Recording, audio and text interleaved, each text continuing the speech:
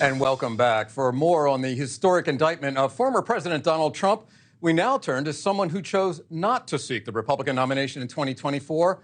With us now is the former governor of Maryland, Larry Hogan. Governor, thanks so much for joining us today. Let's get right to it now.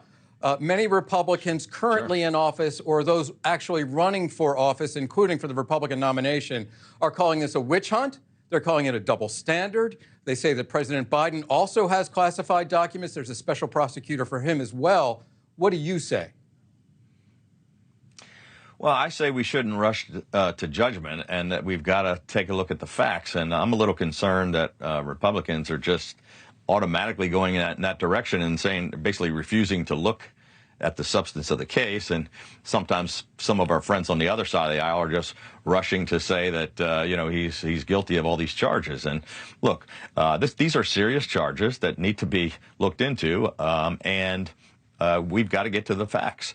And we ought to look at it clearly without either side prejudging it right now in the media until we've actually heard it in a court of law. Right. And I really believe that no man is above the law, and yet everyone is innocent until proven guilty. So we shouldn't be jumping to conclusions without having seen all of the facts. All right. Well, that flows into my next question fairly well. He's indicted. He hasn't been proven guilty. This process is likely to play out over the next several months, if not well into next year, an election year, as we're well aware. If he's indicted, we know he's indicted. If he's found guilty, do you think he should be running for president? Well, I'm not sure. I don't think he should be running for president anyway. But I don't know that we're going to get to a trial before this election. I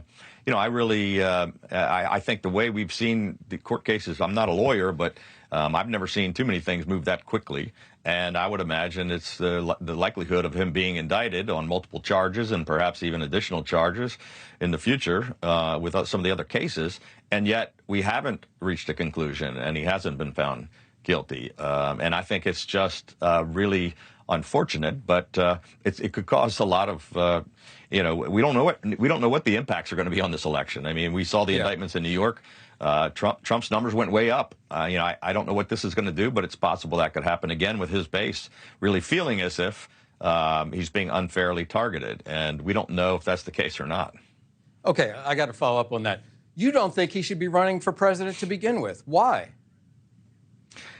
Well, Donald Trump said, by the way, in 2016 that when Hillary Clinton was accused of having confidential documents and not telling the truth about them and covering it up, that she was unqualified and shouldn't. That the fact that these distractions would, the ongoing trial and the accusations that could take place, that would make her disqualified to be president. So, I mean, this is a very similar situation and perhaps worse.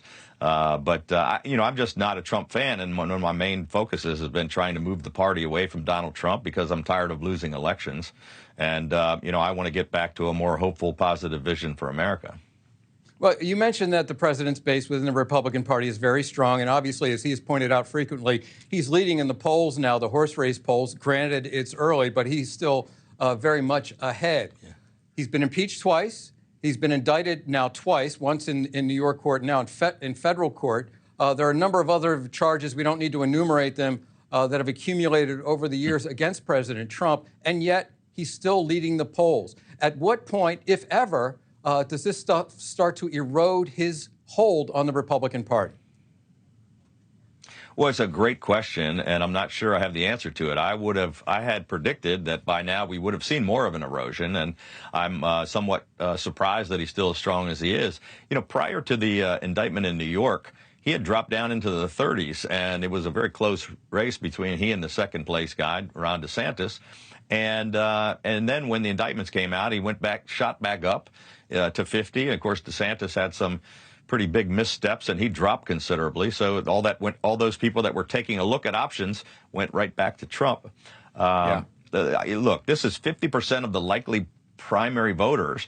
However, he's turning off wide swaths of swing voters, and we're shrinking the base and the map to the point where, Donald Trump was the only man in America that could lose to Joe Biden, and he did. I'm not sure what the next thing and what's going to happen in this race, but I don't believe he's our best chance to win back the White House in November. Yeah, given everything that's happening and given some of the misgivings that people have about President Biden as well that are very well documented, and 49% of people in a recent poll for NewsNation and DDHQ said that they would consider a third party for president.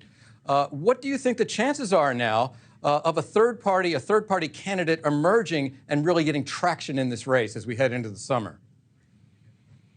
Well, there was another poll that said 68% of the people in America do not want Joe Biden or Donald Trump to be president, and they don't want to see a rematch of 2020. So right. That's a pretty big number, 49% saying they would consider taking a look at somebody, but saying right now that you'd consider kind of a generic perfect third party candidate is different than actually seeing a campaign with a real candidate that has to raise money and compete against the Republican and Democratic nominee. And I'm not sure whether it's possible or not, but I understand why so many people are frustrated because they don't want Trump or Biden, and it appears as if the election were held today, those would be the nominees. And so I think there may be more of an appetite for that than ever before, but we'll just have to wait and see. This wouldn't be decided until next spring, and we have no idea what's going to happen over the next 10 months. Thanks for watching. Go to newsnationnow.com to find NewsNation on your television provider. And don't forget to subscribe. Click the red button to get more of NewsNation's fact-driven, unbiased coverage.